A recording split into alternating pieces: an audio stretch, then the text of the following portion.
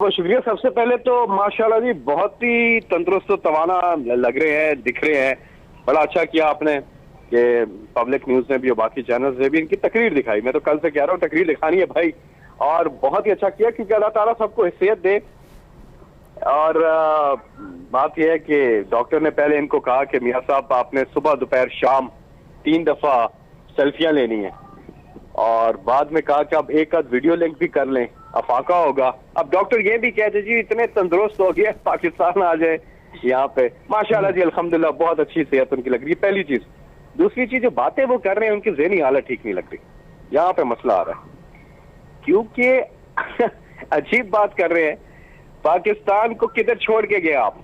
2 साल पहले जब इनकी हुकूमत गई किधर था पाकिस्तान को? स्विट्जरलैंड या जर्मनी की इकॉनमी नहीं थी, इसी पाकिस्तान की थी जो इतनी बुरी हालत में थी, जिसको आज पूरी दुनिया कह रही है कि स्टेबल किया इकॉनमी को इमरान खान ने। IMF कहता है, एशियन डेवलपमेंट कहता है, मूडीज कहता है, फिंच कहता है, ब्लूमबर्ग कहता है, सारे मालियाती इदारे तो कहते हैं 20 अरब डॉलर तुम्हारा खर्चा नुकसान हो रहा था डॉलर आमदनी के बीच में। डॉलर के खर्चे और आमदनी का था वो 20 अरब डॉलर था, उसको हम कम करके 3 अरब डॉलर। ओवरऑल सिचुएशन तो बहुत अच्छी है। तकलीफ इनको क्या है? इनको तकलीफ ये है कि इनकी पुराना जो सिस्टम है, निजाम है जिसमें इक्तदार में आके लूटमार होती थी, वो खत्म हो रही है। सबसे बड़ी तकलीफ है एंटी मनी लॉन्ड्रिंग बिल, ये जो पास हुआ है। अच्छा फैसल साहब सर माजरत के साथ सर, ये आपकी बातें अपनी जगह बजा हैं, और हुकूमत कल से हमने देखा मुख्तलिफ वज़रा के बयानात बड़े बौखलाए हुए लग रहे हैं। जिस तरह शहबाज गिल साहब ने कहा कि ये तकरीर नशर नहीं करनी चाहिए, गो कि आज सब चैनल्स ने बराह रास्त नशर की। आपने भी कहा ये अच्छा किया नशर करके, लेकिन हुकूमत के हमने देखा कि कन्फ्यूजन थी, कुछ वज़रा के बयानात मुतज़ाद थे और कुछ वज़रा के बयानात बिल्कुल मुख्तलिफ थे एक दूसरे से। वाकई ऐसा है, हुकूमत बौखलाहट का शिकार है इससे? शाम साहब की और राय हो सकती है, आपकी और राय हो सकती है, मेरी और, ये एक अलग पॉइंट है ना। तकरीर चलनी चाहिए नहीं चलनी चाहिए, शहबाज गिल का पॉइंट था नहीं चलनी चाहिए, मेरा नुक्ता नजर था चलनी चाहिए, और क्यों ना चले नुक्ता नजर। और इमरान खान साहब भी यही चाहते थे कि तकरीर चले। अच्छा, तो वो एक नुक्ता नजर है, और शुक्र है कि तकरीर चल गई, और वो भी खुश होंगे जिनकी चली है।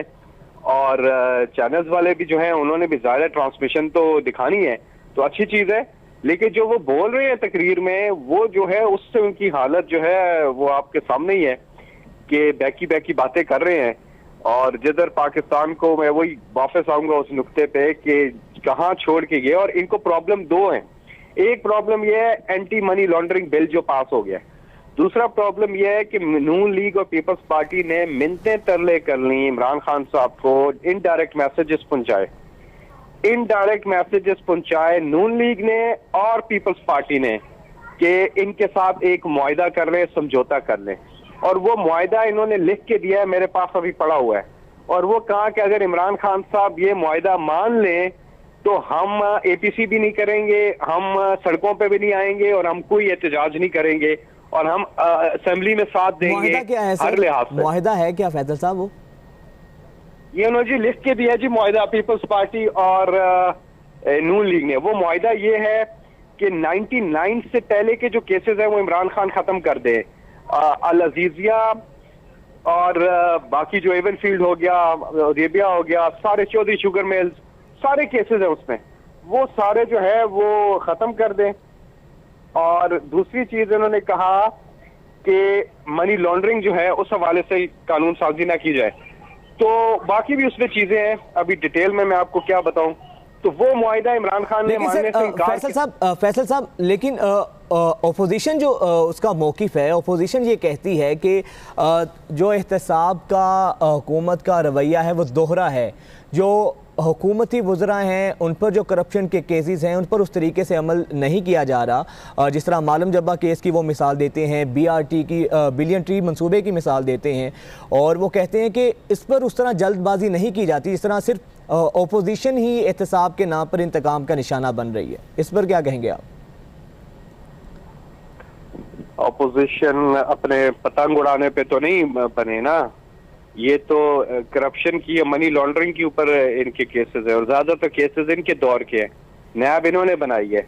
नैब कवानीन भी इनके बनाए हुए हैं, नैब चेयरमैन भी इन्होंने लगाया, तो इमरान खान को मत डालते हैं इनकी जी। बस क्या कहें, आप देख सकते हैं कि इनकी क्यों प्रॉपर्टीज इतनी बड़ी हैं, उमनियां ऊपर गई, टीटियां ऊपर गई, बैरून मुल्क असासे ऊपर गए, आम आदमी तो गरीब हुआ, कहां से आए हैं ये पैसे?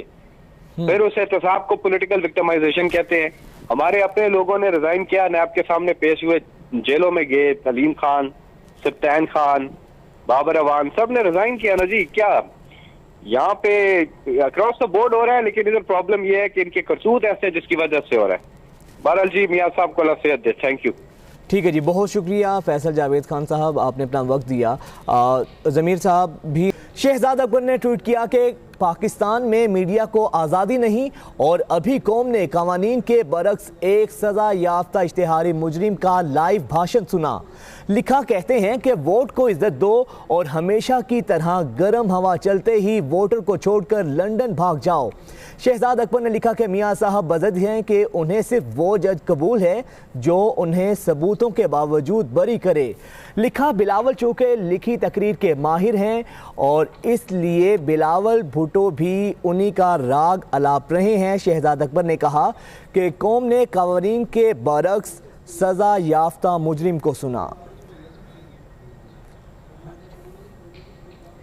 एक दफ़ा फिर से बात करेंगे नवाज शरीफ की, जिनका ये कहना है कि उनका हदफ और उनका मुकाबला इमरान खान से नहीं बल्कि उन्हें लाने वालों से है।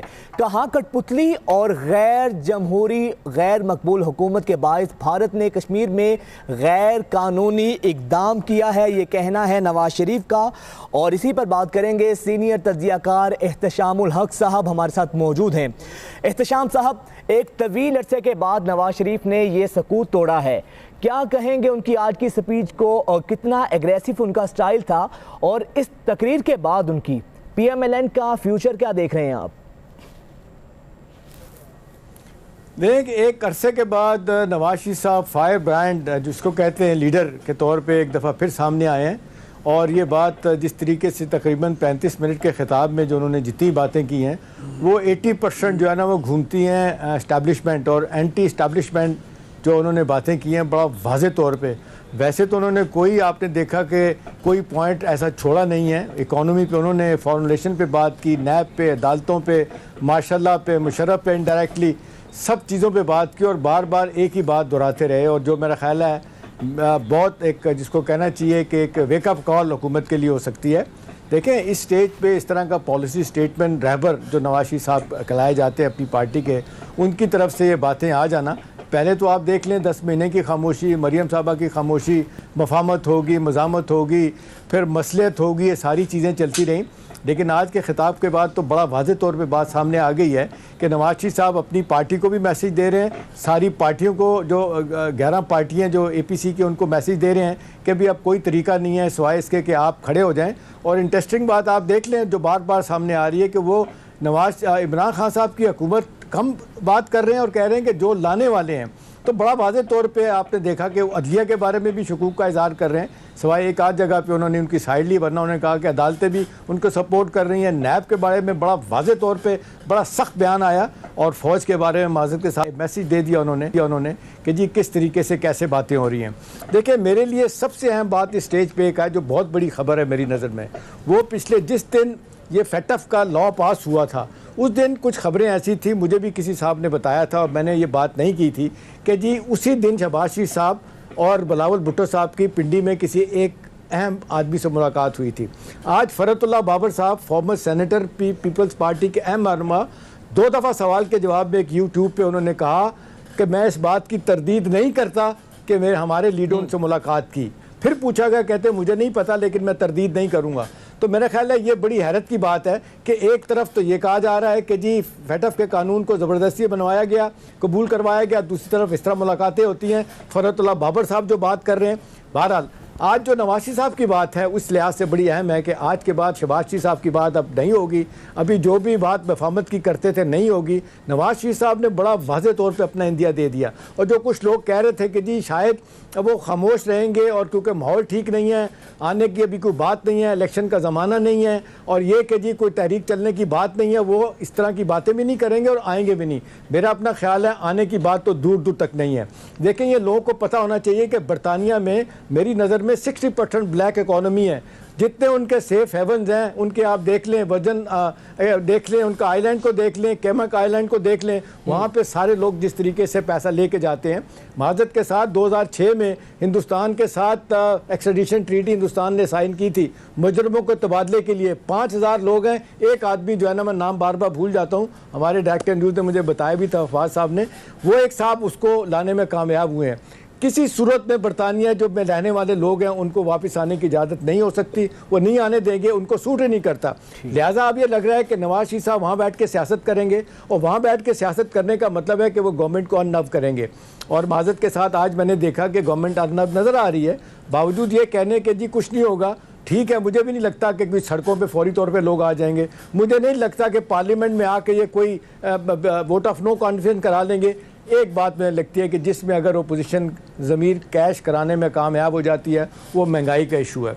देखिए, महंगाई ने लोगों की कमर तोड़ दी है। क्या वजह है कि बावजूद सुबह शाम कहते हुए कि हम देख रहे हैं कि 30 रुपये से आटा 78 रुपये किलो हो चुका है, 47 रुपये चीनी 110 100 रुपये हो चुकी है, गैस और बिजली 35 से 40% बढ़ चुकी है। सर, कता कलामी की माजरत। एहतशाम साहब, ये बताइएगा, अब ये तो तय हो चुका है कि नवाज शरीफ साहब ने जिस तरह की स्पीच उन्होंने की, आज अपना जो खिताब किया, अब जल्दी तो इम्कानात नहीं है कि वो वापस आएंगे। वहीं से बैठकर पार्टी को वही लीड करेंगे। गो के प्रेसिडेंट पार्टी के शहबाज साहब हैं, लेकिन पॉलिसीज़ और जो उनका मौक़िफ़ है या कह लें जो उनकी एक तर्ज़ अमल रहा है वो नवाज शरीफ साहब का ही होगा।